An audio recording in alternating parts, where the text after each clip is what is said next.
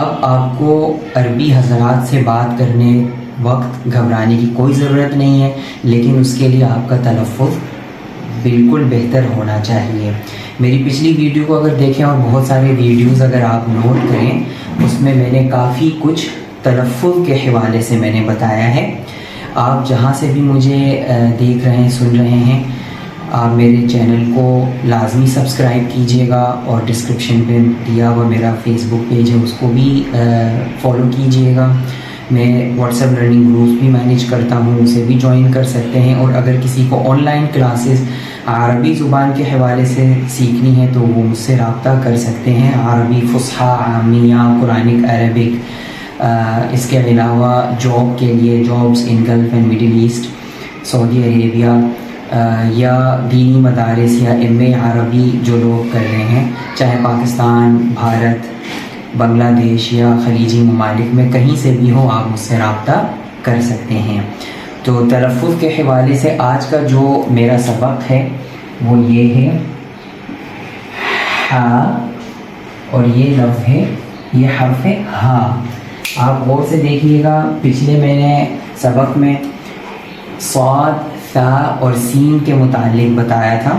آج جو ہے میں آپ کو ہا اور ہا کے متعلق جو فرق ہے وہ بتانا چاہتا ہوں، جو کہ اکثر ہمارے پاکستانی، انڈین، بنگلہ دیشی حضرات جو ہیں غلط پروناؤنس کرتے ہیں۔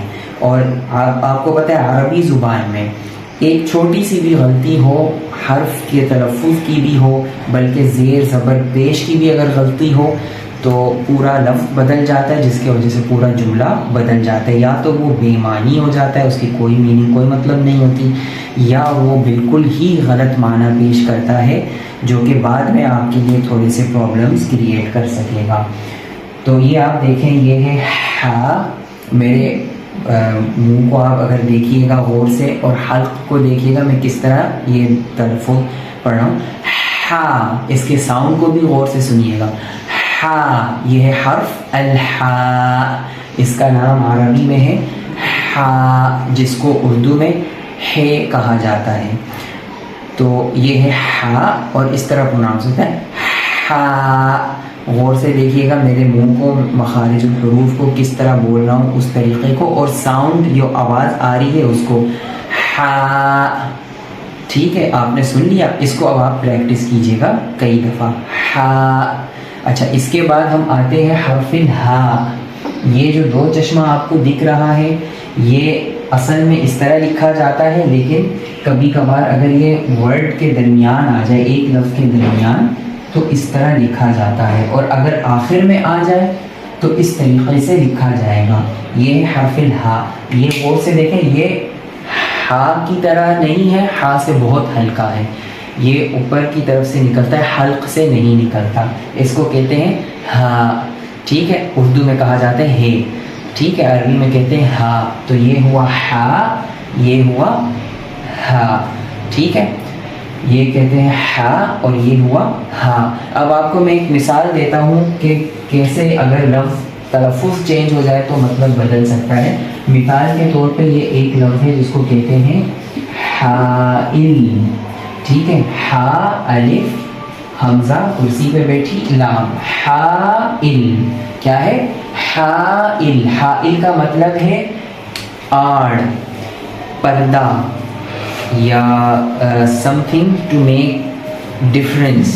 اوکے، ایک اگر ہم اس روم میں ہیں، دوسرے روم اور ہمارے درمیان ایک دیوار ہے، اس کو کہتے ہیں حائل۔ یہ ہمارے اس روم کو جدا کرتی ہے، ٹھیک ہے، تو ایک قسم کا آڑ پیدا کرتی ہے، ایک قسم کو اس کو جدا کر دی ہے، تو اس لیے اس کو عربی میں کہتے ہیں حائل، ٹھیک ہے۔ اور اگر یہی لفظ ہم غلط طریقے سے بولیں، جو اکثر ہمارے بھائی حضرات ہا کر دیتے ہیں ہا کے بجائے، تو یہ ہو جائے گا حائل، جس کا مطلب ہے ونڈرفل، بہت حیرت زدہ، بہت زیادہ ونڈرفل مطلب نا۔ تو یہ دیکھیں، ایک لفظ لکھنے کا انداز سب کچھ، صرف ایک حرف الگ ہے، اور یہ حرف اصل اس کا راز اس کے تلفظ میں ہے۔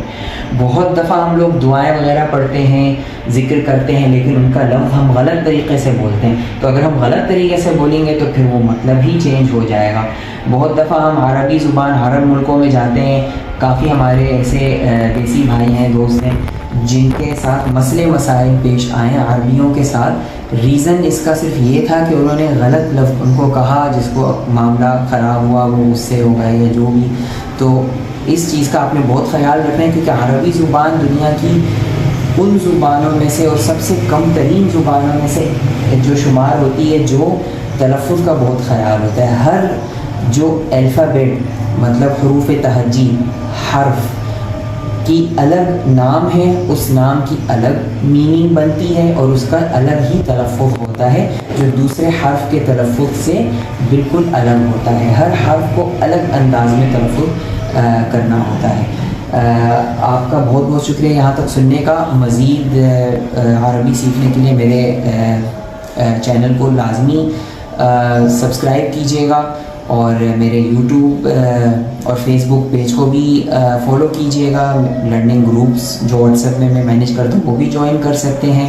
مجھ سے رابطے کرنے کی ڈیٹیلز وغیرہ میرے پیج پہ اور چینل وغیرہ پہ سب پہ مینشن ہے۔ اور اس کے علاوہ آپ کو کوئی بھی سوال ہو، کوئی بھی چیز، کوئی بھی آپ سیکھنا چاہتے ہو، یا مڈل ایسٹ کے اندر کیریئر گائیڈ اگر آپ چاہتے ہوں تو مجھ سے آپ رابطہ کر سکتے ہیں۔ بہت بہت شکریہ۔